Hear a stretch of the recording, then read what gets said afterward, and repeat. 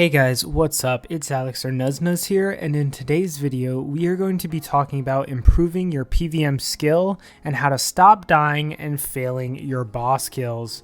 Now, something I see a lot of people say is, I just suck at PvM and I constantly die and I just don't know what to do. Well, there are actually some simple ways to stop yourself from dying so much in PvM and stop yourself from getting discouraged and quitting.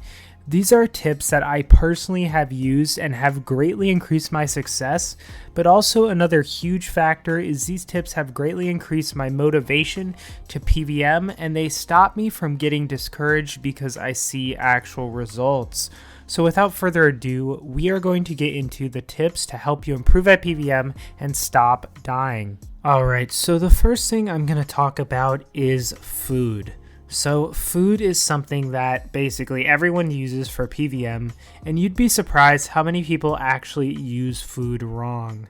Yes, it may sound crazy, but one of the biggest mistakes I see beginner PvMers doing, including myself as recent as just a year ago, was eating too much food.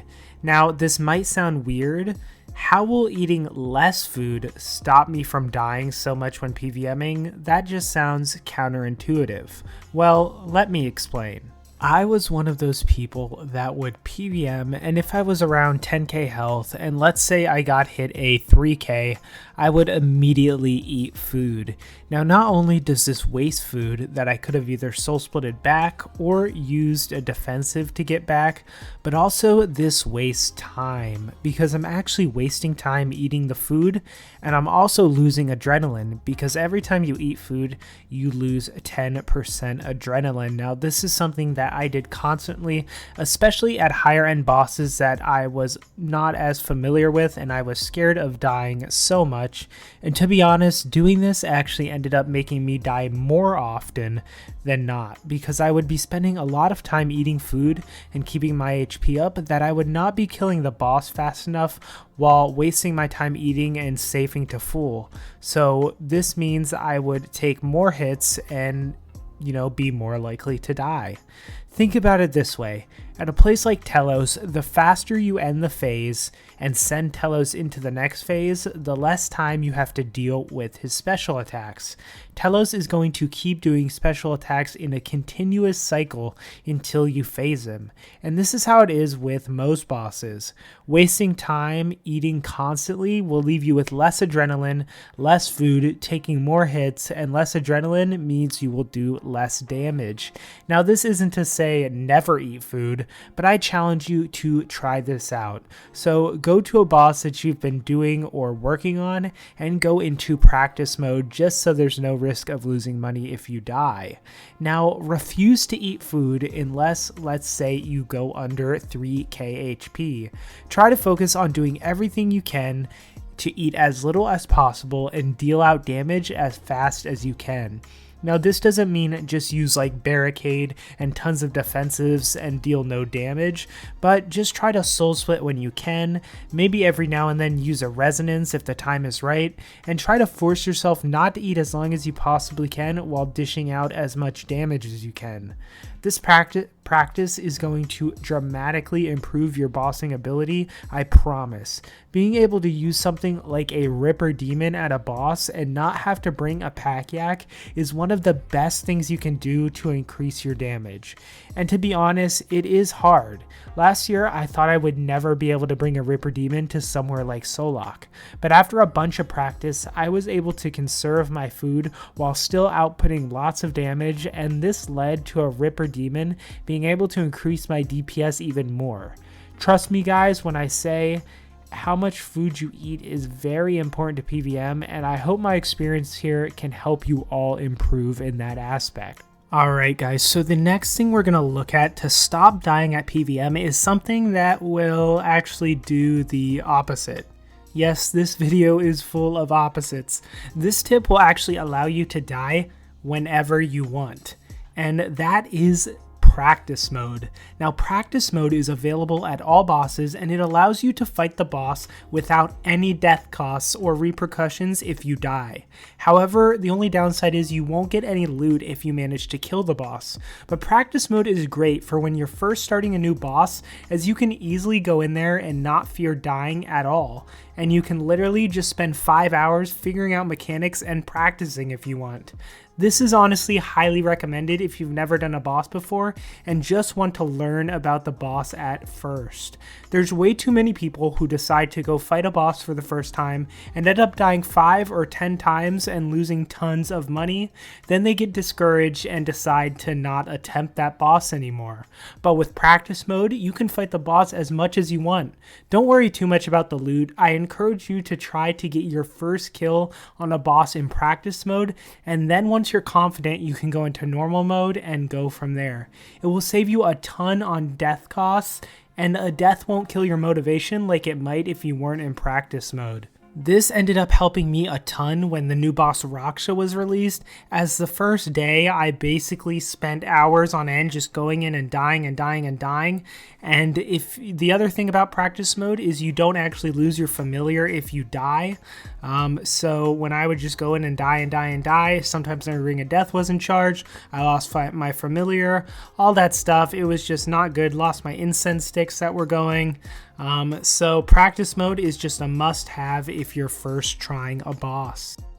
Alright guys, so the next tip is actually an item that will help you, so if you do happen to die, you won't actually die, and that is the Sign of Life. Now the Sign of Life is a pocket slot item that can be bought for 7k on the GE or made at level 78 Divination.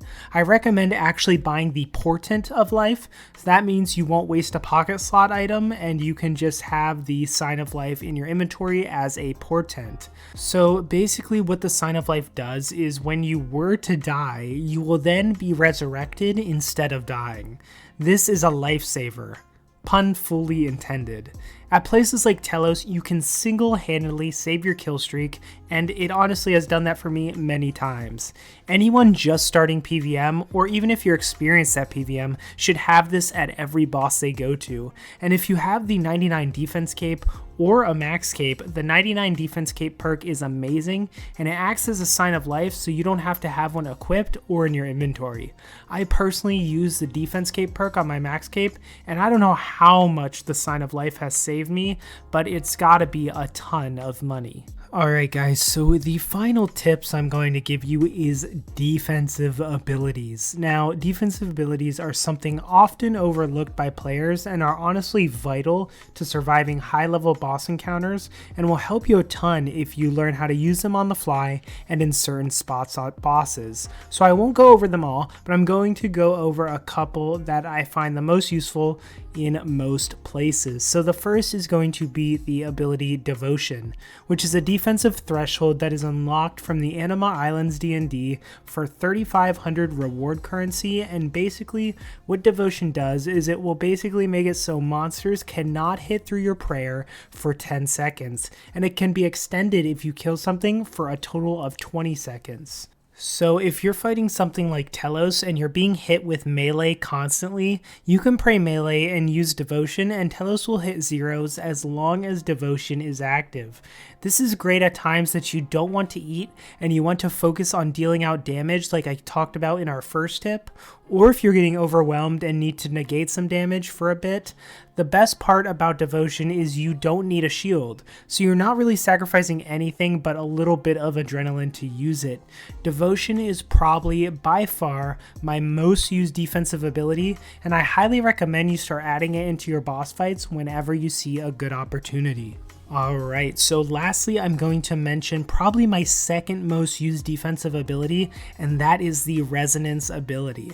Now Resonance is a defensive basic ability, and when used, a percentage of the next hit dealt against you will be healed instead of damaged. Now this does require a shield to switch to, but it can be a lifesaver and an amazing way to preserve food. So I use Resonance at almost every high level boss, as you can find great moments to use it and heal for huge heals. But not only are you healing a ton with Resonance, you will also negate the damage as well. This is great for places like Vindicta during his ranged attack, at Telos during the hold still, at Araxor during the web shield, at Solak during his blight bombs, at Siryu during his fire breath. Basically, it's amazing everywhere, and you can find a use for it at pretty much every boss. Resonance is one of the key ways I found to help me use a Ripper Demon at tough bosses, because the amount of times I can just pop a Resonance whenever I need some extra health instead of healing is honestly crazy. If you don't use Resonance, this is going to be a lifesaver, literally. Alright guys, so I hope this video helped you out. I hope it has given you some tips and motivation to start trying higher level PvM, and has maybe helped you to stop dying as much. Of course, when you use some of these tips, like trying not to eat food as much, you might die more at first, especially when you're learning a boss. But in the long run, these tips are going to help you not die way more. At something like Raksha, nowadays, I basically hardly use any food at all. I use a Ripper Demon. I'm basically healing with Soul Split using defensives, and I barely ever die there. So, and if I do die, I have a Sign of Life, which, you know, is also a part of the tips. So this was just meant to help you guys out who are feeling demotivated with PvM and need a little bit of a spark and some tips to help you stop dying so much. So if you enjoyed this video, make sure to leave a like below. It really helps the video. And if you want more content like this, make sure to hit the subscribe button. A ton of you aren't subscribed, like 88% of you aren't subscribed or something like that. So please hit that subscribe button. It would mean a lot to me. So yeah, thank you guys for watching, and I will see you in the next video.